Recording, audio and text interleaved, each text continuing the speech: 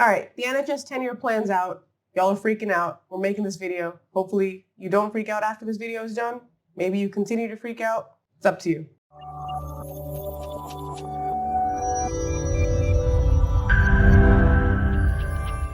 Okay, so for those of you who have heard about this 10-year plan, it's basically a lot of stuff to read.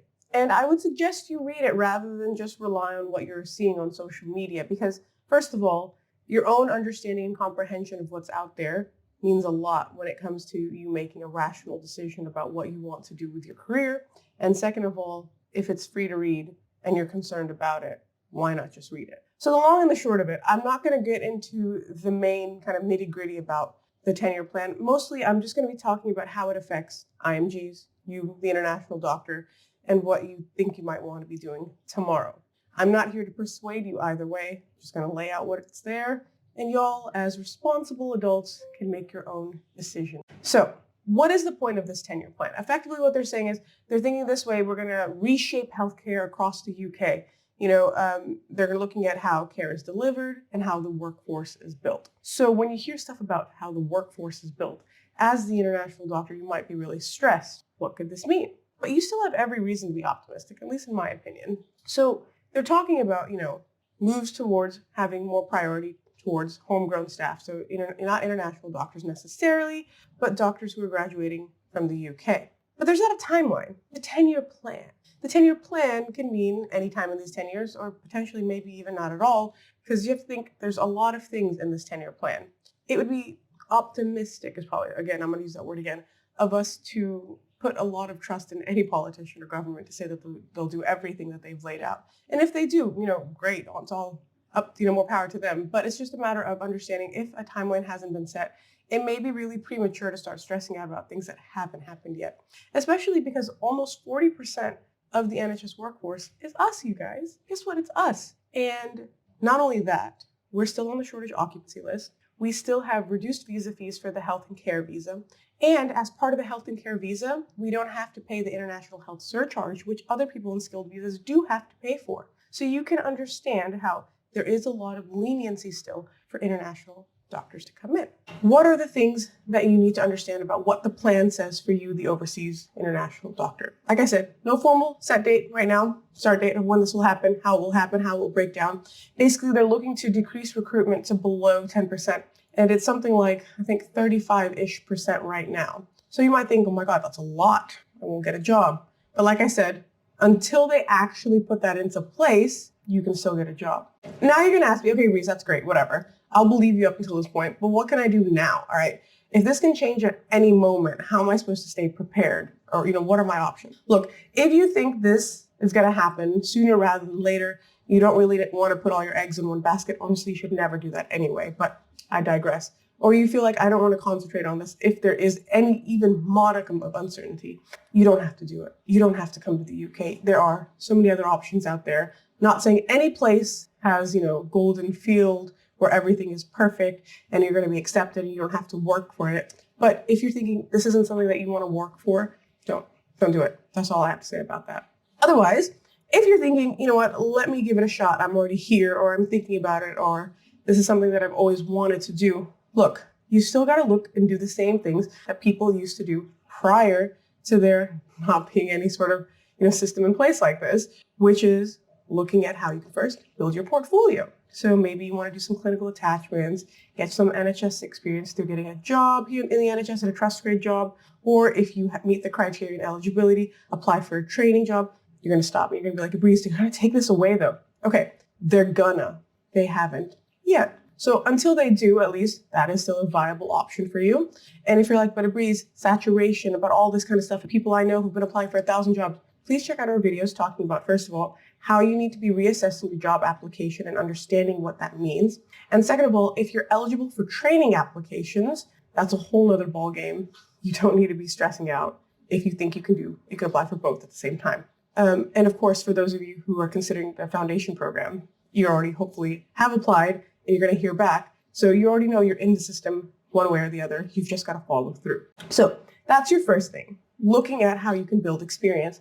And if you think, I can't get NHS experience right now because I'm still in the process, Don't, look down on your own homegrown experience. A lot of people just want to spend time concentrating on an exam and thinking, I don't need to pick up any other experience. But look, realistically, if you put yourself forward for a job and you've done just an exam and you've got very little experience, I'm not talking about people with clinical gaps. I'm talking about people who maybe just done your internship, and then for the next 2 years, you were like, let me do some portfolio building stuff, but not get any actual clinical experience. How is that going to translate across to a future employer? Especially those of you who, for some reason, decide, you know what, a Royal College exam is going to do better for me than PLAB. And even though I have no surgical inclination, even though I don't want to do anything surgical related in the future, I'm going to take MRCS because a Royal College exam is much more shiny than PLAB. I don't have any surgical experience, and I'm going to start applying for jobs with just my internship and a couple of other random things that I've done.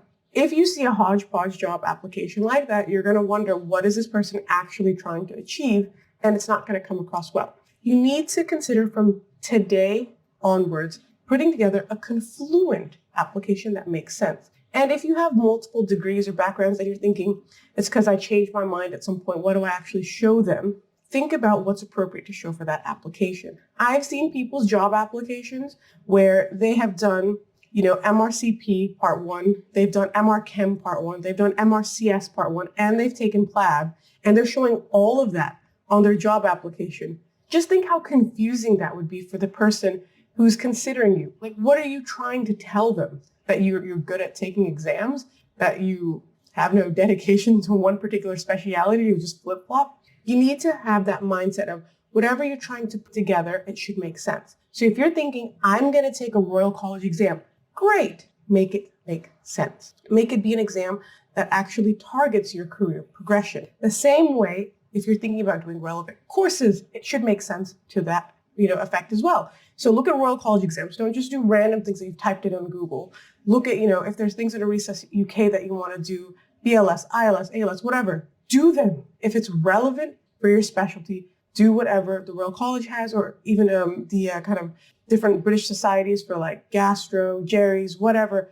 They tell you what courses are available. I'm not saying you need to spend like a truck full of money and do a bunch of random things, because at the end of the day, that's not going to translate well. It's just what's relevant and will reflect on your ability. Now, other things you can do is you can target the types of job application, the non-training job application for specialties that typically are in high demand. So things like geriatric medicine, psychiatry, emergency medicine, these typically we will find more roles for than other specialties. Now you might be like, hold on, Ibreez, I want to be an anesthesiologist. So where do I fit in?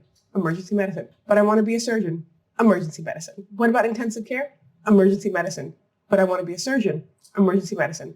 Peds, obs-gynae, guys, guess what? Emergency medicine. You can see everything. My first NHS job was in emergency medicine, and I worked alongside people who were putting together obs-gynae portfolios, surgical portfolios, intensive care portfolios, anesthetic portfolios. So it is a very good environment for you to be exposed to everything. And you know what? You might actually find out you want to do emergency medicine in the long run. So those are at least the specialities that I typically have seen have the most job openings.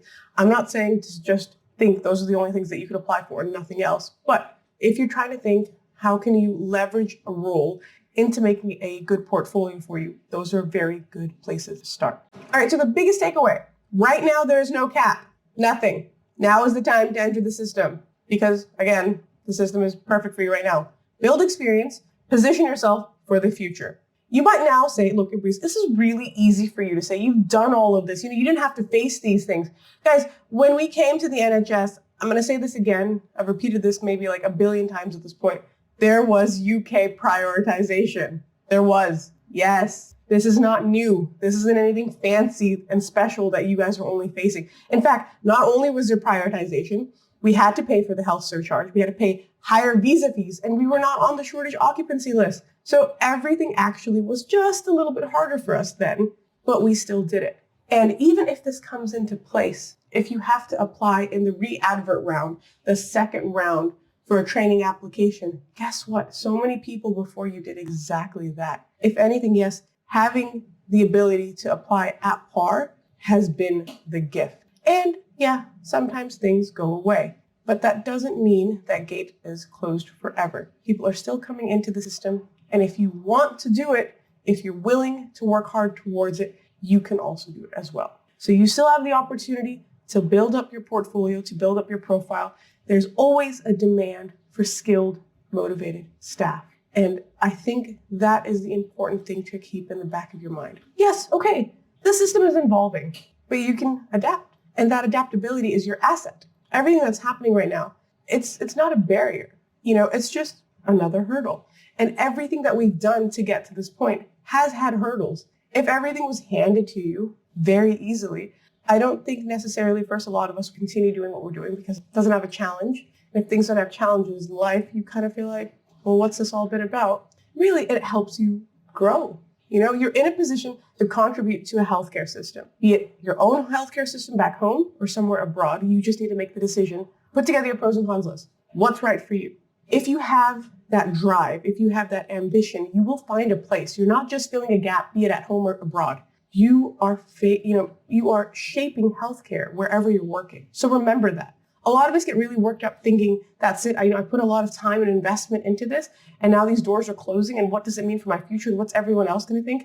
Your future is what you make, okay? So now, in my opinion, it is the time to step up and step forward. If you think, yes, I can do this, do it. If you think, actually, no, this isn't for me, that's fine. But I'm going to let you know there is a place for you here, and there is a future worth building. You've just got to be committed. And that's all for this video today, guys. I hope you've had a little bit of an understanding of what this plan means and what your takeaways are from it.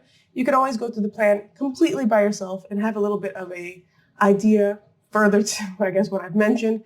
And please continue to follow us on all of our social medias, YouTube, Facebook, Instagram, all the good stuff. If you want to talk more one-on-one about your careers in your future, kind of pathways and plans, you can always book a personalized guidance session. Take care.